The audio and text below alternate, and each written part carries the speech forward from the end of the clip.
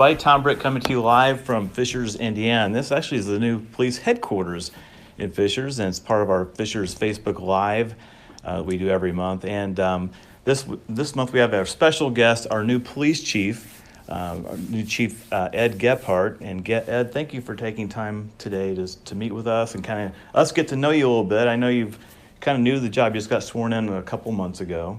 Or actually a month ago, September 7th. September 7th. So he's our new police chief. And before we get too far into your background and kind of talk about this new facility and all the great things happening here in Fishers, do you have any update on Officer Ben Dennis? He was the officer that was injured down in Brown County. I know I saw the press release come out about him earlier this week. There's a website they're trying to raise some money for him and his family. Do you have any update on him at all?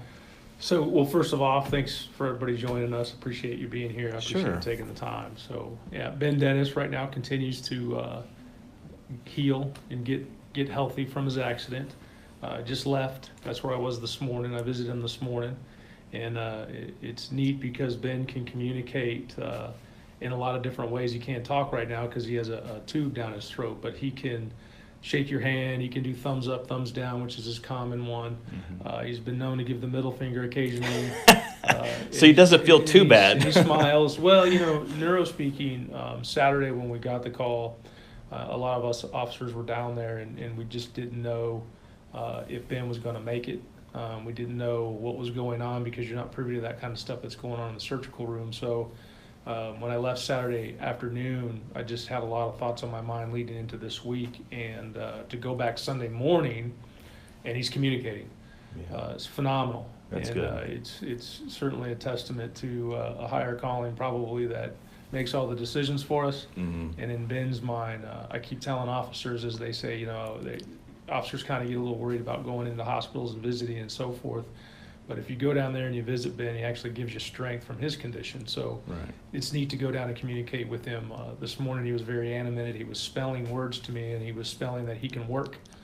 So He's ready to come back on the force, huh? And he asked me for a police radio this morning. So Oh gosh. he wants to listen to his guys, and he wants to be a part of it, and Yeah. it's certainly a part of his life and livelihood. So I see him as winning small battles every day, and hopefully he wins the overall war of health and gets back to a good healthy normal life. That's wonderful. Well, tell him the best from everybody. I'm Sure. sure a lot of people have been asking about him. I forwarded that link on to some folks. And so if you're watching this, we will post that link on our Fishers magazine page. So if people would like to donate to the family and kind of read more about him, that's a great way to keep up with him. So let's go on to you. So you, through a series of unfortunate events and just, bad decisions, unfortunate events, you became police chief on September 7th. Mitch Thompson is a great guy. I've known Mitch for a long time. He was your predecessor for a couple of years. We've only had 3 police chiefs now in Fishers since the founding of the town back in the 70s. Yeah. So it was kind of weird to have Chief Keel for so long, and then Mitch comes in for a couple of years and his exit. What do you have to say about that incident, or just about Mitch in general? I hate to have anybody be judged on one thing they do, but he's been in law enforcement for 20 years. What's kind of your reaction to that? Well, almost 30, and he's my mentor. He's Right. one of my mentors, and he's a good individual. He has a good heart, and he had a community heart. He's done a lot of things in the school system. He's done a lot of things for the agency and a lot of things for the department. So I will always look at him as someone that is a part of the foundation of what's going on today. Yeah. I wish the circumstance to be different, selfishly for me, but also for Mitch. Yeah. Probably more so. Yeah. It wasn't what I had envisioned, nor was it the path, but it is I've been telling different officers in the agency, I said it's the hand we're dealt. Right. And you got to play the cards that come into your hand, and that's what we're doing around here. But he's missed. Yeah, I would have to agree with that. Yeah. So September 7th comes around, and you're sworn in. When did it hit you that you're going to be police chief? Because that's been a goal of yours for a long time, I'm sure. Strangely enough, people say that, but that's not the whole truth. It wasn't your goal? It it became a goal, but it wasn't my whole life per se. Okay. You know, when I entered law enforcement, I wrote on the application in Colorado that I wanted to be a SWAT team leader and I wanted to be a sergeant, and that was the 20-year goal at the time. So, you know, things happen over the course of your career that change those destinations, and certainly these opportunities have come by me by different ways, you know, first through Chief Kale, and then through Chief Thompson. So the events that unfolded aren't as simple as he was sworn in, you know, on the 27th of July. That's kind of when things changed for me in a nutshell, because that's when the mayor made me the interim chief. And that's when the decision making began, and that was an unplanned event. So, you know, I'm in my role and knowing what I'm supposed to do and hopefully doing a good job at what I'm supposed to do. And when you get to these levels of the organization, there's not people lined up in the hallway saying, hey, great work. You know, so you get things done and you do things for your people, and that's what you get back out of it. But so on the 27th, you know, I was fortunate enough that the mayor entrusted me with a very critical time, and he told me that, you know, this is your extended interview. Right. You know, go. Is that how that go works? do good work. So you're appointed by the mayor, pretty much, right? It was not internal. You guys didn't draw straws, and you got the short straw. It was the mayor appoints you as chief of police. You know, I've had a relationship with the mayor prior to. It just wasn't I mean, he's well aware of the people in his city. Basically, he notified me of what had gone on, and we're talking about how to get the agency and the city through the other side of what's going on. And he basically said, "You're the interim chief," and there wasn't a straw poll. It wasn't an offer. It was, you know, you're the interim chief. And the only other thing he told me is, you know, you're ready because you're the interim chief. He said something. He said one other sentence, and then he said, "You're the interim chief," and I said, "Okay." And we have breakfast tomorrow, and by the way, you're interim chief. You know, it just went from there. And as the assistant chief, you know, you run the day-to-day organization of the agency. That's the assignment. So the day-to-day law enforcement, there wasn't a great amount of weight on my shoulders at that point, because I do that when Chief Thompson or Chief Kale back in his day would leave, I would often be left in charge of the agency. So both those men had gotten me ready for the point we were at. So day-to-day decision making I'd already done law enforcement wise, so I wasn't necessarily worried about that. Mm-hmm. It's the distractions that move into law enforcement that can take your department and move it in a direction. So I began to focus more on making sure guys knew that we had a job to do and we had a task at hand, and that's protecting the city. Right. So from the 27th to roughly mid-August, you know, we had a long interview. I call it an interview. He calls it probably a chat. I'm not too sure. You have to ask Mayor, but we had a long discussion. We had several discussions before then about different things that were going on. Of course, we had the building closing out. We had, you know, the incident that was going on at the time, and then you have the regular day-to-day operation going on. So we had a conversation, and we had several conversations up to that point. I think it was the final conversation, and that's when he, you know, offered me the full-time position. So that's great. And so at the ceremony, your wife Amy is the one who pinned the pin on your collar. What was the significance of that? Why did she do that? I joke, but so to your last question, the point was, even after the mayor had offered the job to me, I still was just in the day-to-day role of it, and it didn't dawn on me that, you know, I see an ID with my name on it, and I still look at it and go, you know, I jolt a little bit because it just seems so. I never thought the opportunity would come in Fishers, because I thought, you know, Chief Thompson would be 15 to 20 years. He was going to go the distance, and if I was going to go run an agency, it would not be here most likely, and that's out of respect for him, because you don't want to do anything. My job was only to make him look good. Right. So go to the swearing in, and that's where it started to dawn on me just exactly what I was signing up for. And we have a tradition in-house, and the tradition is that your mentor pins your collar brass. So whoever helped to get you to where you are in the organization, and we just had a ceremony Wednesday where, you know, they picked their mentors. Right. So the significance of my wife pinning my stars, understanding the stars are the emblem that a chief wears, the significance is it was my last promotion. Right. It's considered the last rank, and I joke and say that my wife taught me how to read and write.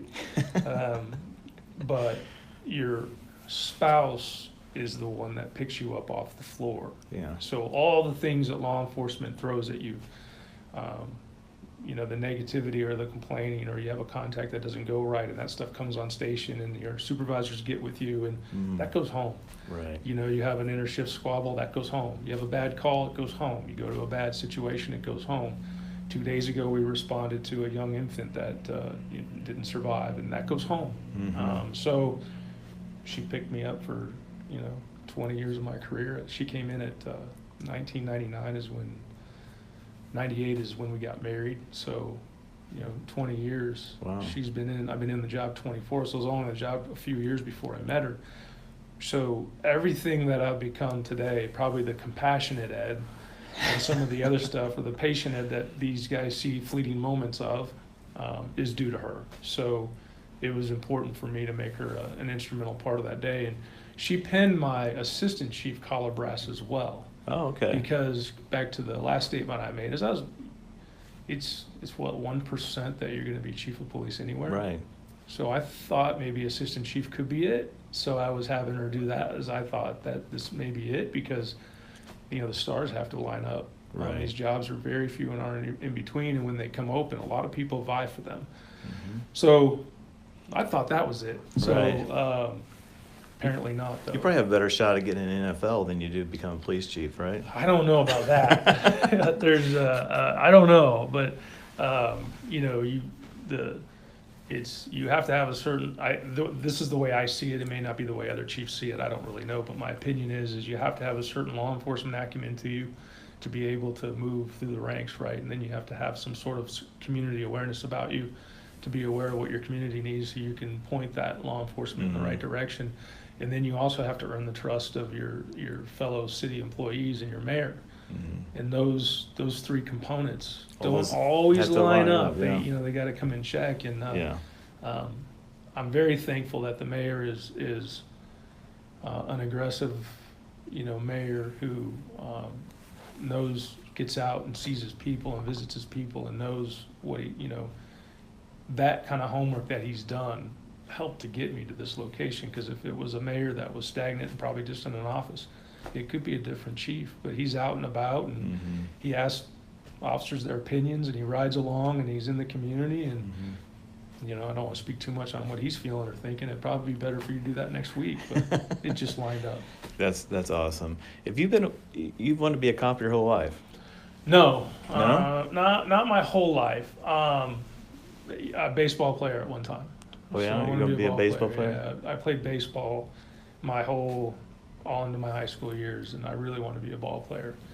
And those statistics odds weren't lining up in my favor. So I got a little sidetracked in high school. I became more, I like to go to work. And my dad always taught me to put a hard day in. He said, if you put your head down and put a hard day in, when you lift your head up, good things will happen. So I wanted to go to work, so I kind of leaned away from and just got a job and started leaning away from sports. And I wanted to work, and I wanted to have freedom of money, and I wanted a car, and I just felt like that was the direction I was headed in. And I was always told the percentages of being a pro ball player were minimal. So it really dawned on me probably around, I really had an affinity for the uniform early, though.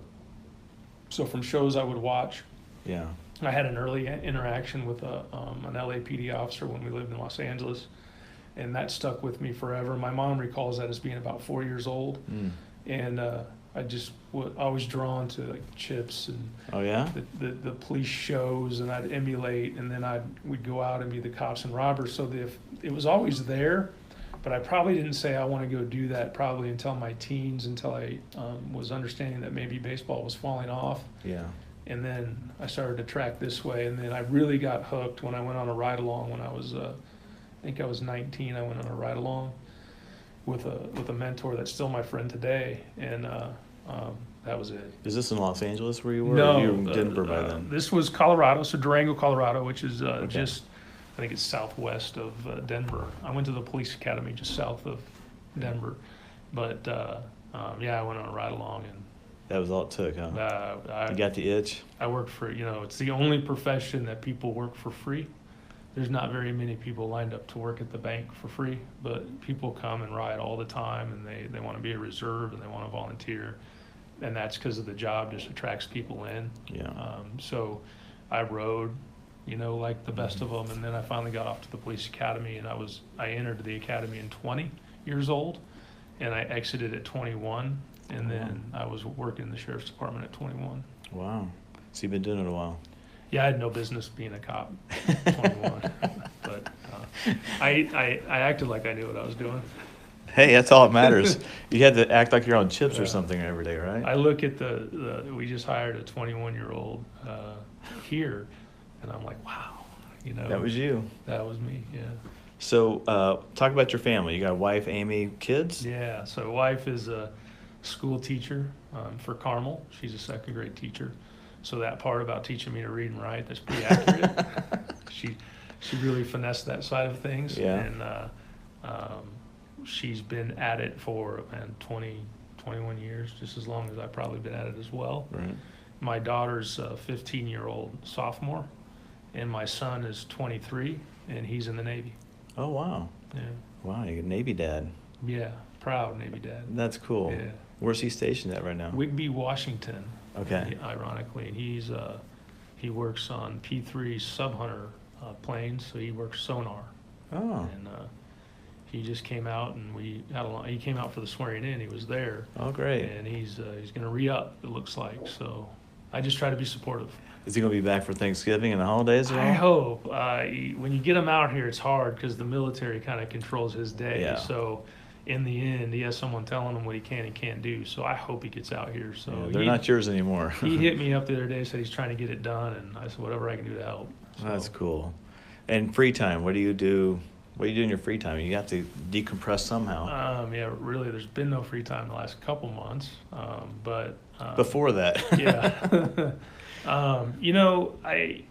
We're going camping this week, so I love to camp. My family does. I You like do tent camping or camper stuff? No, I'm a camper guy now. Yeah. The tent is A little hard on the back, isn't it? is, I upgraded to a Winnebago myself. I can't do that stuff anymore. And I have a Winnebago as well, and I love it. And I don't miss the tent. And my wife didn't camp at all till she met me. And it was abundantly clear that unless I got a bathroom or a shower, she wasn't going to go for any extensive amount of time. So Yeah. we have the shower and we have the bathroom, so now she comes out for more than just a night. So it's neat. Yeah, our experience used to be, I think my wife's saying was that her idea of camping was being one towel short at the Marriott. Yeah. But we got the camper as well, and it makes a big difference. It makes a much easier camping experience when you have air conditioning and you got heat and you got a bathroom. We'd be loading up to go, and to have the Jeep packed up, and she'd always say, "Looks like we're gonna act homeless for the weekend." And I'd laugh because but she went. Yeah. Every time she went, and she goes longer now. Yeah. But back then she went every time, but I know that she was just doing that for me. So, Yeah, well, that's cool. Yeah. So thanks for spending time with us. We just wanted to get to know you a little bit better. Sure. Kind of a last question. This is, I guess, more on the job question. Sure. What keeps you up at night? I mean, when you're seeing all the things that you know and that you're hearing on the radio every day and all the calls, if there's one thing here in Fishers that you are probably most concerned about, or something that's maybe a huge priority to you, what would that thing be? Am I doing everything I need to be doing to make sure our guys are ready? So, for me, it's all about making sure that we equip them right, we train them right, and then we lead them correctly so they can go out and be successful. And I saw it one time. It was an IMPD. It was one of the officers that had fallen, and it was a Friday morning, and I was a commander in patrol at the time, and I asked myself, have I done everything that we can do, to make sure everybody goes home? And I did at the time. I couldn't answer the question. Mm-hmm. I can answer the question more appropriately today than I could then, and the answer to that is, not only are we, but we'll continue to learn and adapt at whatever faces us. we're the suburb city of a metropolitan area that, you know, has its fair share of violence, and a lot of the guys that lead down there are good friends of mine, and they do great jobs down there, and I talk to them quite a bit, and I try to learn from them quite a bit, and you know, I just want to make sure that our guys are, you know, they have the things they need, and they have the resources they need, and they have the training they need to go home to their families. That's probably what keeps me up more than anything. Right. Well, good luck. Thanks. I think everybody can agree that we want you to succeed because we want to save Fishers just like everybody else. And we're hoping that life treats you well. Hopefully this fall you get some camping weekends in. Sure, yeah. This weekend I know it could be a little cool, but hopefully get at least one more Indian summer in so I can get my camper out. Yeah. We got a wedding coming up in 2 weekends, so we can't really be camping right now. But can't wish you the best enough. And also give our best to Officer Dennis, if you would, too, because we're all pulling for him as well. And again, we'll post that link on our Fishers Magazine page. Everybody, Ed Gebhart, your new police chief, thank you again for all your time, and best of luck. Thank you. Thank you. And this is where we turn the camera off. And it rotates.